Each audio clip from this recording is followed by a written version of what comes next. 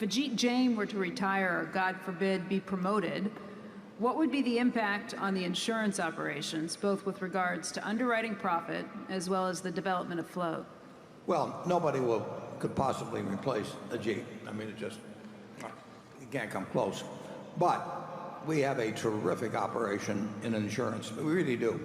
Outside of Ajit, and it's terrific squared with Ajit. There are things only he can do. But there are a lot of things that are institutionalized, a lot of things in our insurance business where we've got extraordinarily able management too.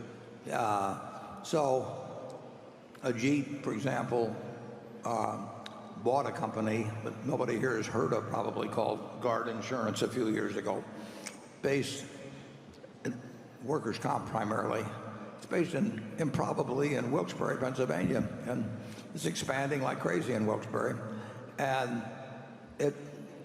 it's been a gem.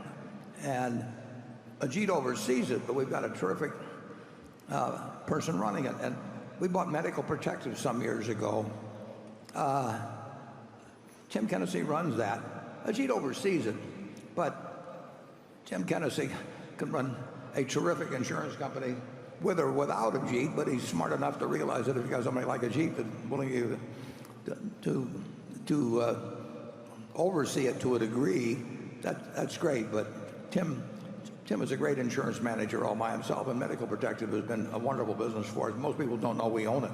The company goes back into the 19th century, actually.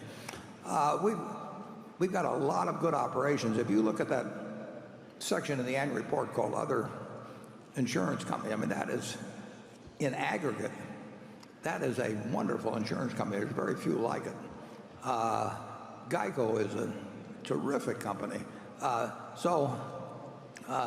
Ajit has made more money for Berkshire than I have probably, but we've still got what I would consider the world's best property casualty insurance operation, even without him. And with him, you know, nobody, I don't think anybody comes close. Charlie? Well, a few years ago, California made a little change in its workers' compensation law. And Ajit saw instantly that it would cause the underwriting results to change drastically. And he went from a tiny percent of the market, like 10% of the market, which is big, and he just grasped a couple of $1 billion at least out of the air, like was snapping his fingers.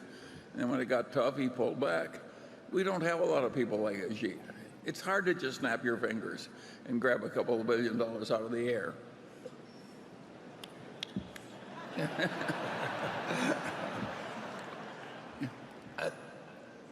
But we actually, the California workers' comp, though, Guard has moved into that. We have got a lot of terrific insurance managers. I mean, I don't know of a better collection anyplace. And Ajit has found some of those. I've gotten lucky a few times. I mean, Tom Nerney at U.S. Liability, that goes back, what, 15, 16 years. He is a terrific operation. Not huge, but is so well managed. And people don't even know we own these things. But you look at that last line, and now we've added Peter Eastwood with Berkshire Hathaway especially. And these are really good businesses, I got to tell you. When you can produce underwriting profits and on top of that just hand more float, we don't have many businesses like that. Those are great businesses. We've got 100, whatever it is, 100 billion plus of money that we get to earn on, while at the same time, overall, on balance, we're likely to make some additional money for holding it. If you can get somebody to hand you $104 billion and pay you to hold it while you get to invest and get the proceeds, it's a good business. Now, most people don't do well at it. And the problem is that what I just described tempts lots of people to get into it. And recently, people have got into it really just for the investment management. It's a way to earn money offshore. And we don't do that, but it can be done for small companies with investment managers. So there's a lot of competition in it. But we have some fundamental advantages, plus we have, in certain areas, plus we have absolutely terrific managers to maximize those advantages. And we're going to make the most of it. I've just been handed something Kraft Heinz came out with. They just came out with it commercially a few days ago, maybe a few weeks ago. At the directors' meeting, they had this. I had 3 of these. I'm sure that there's a member or 2 of the audience that may not approve of it, but they. I got to tell you, folks, it's good. It's a cheesecake arrangement with topping and Philadelphia cream cheese special on, so you create your own cheesecake. And I thought that I can eat it while Charlie's talking, and you'll be able to get it at the halftime.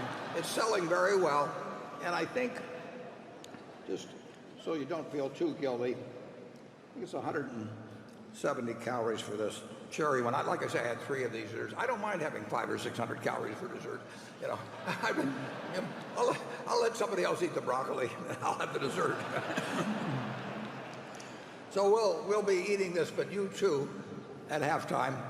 I think they brought 8,000 or 9,000 of these. I'll be disappointed if we don't run out. Actually, I'll be disappointed in you, not them.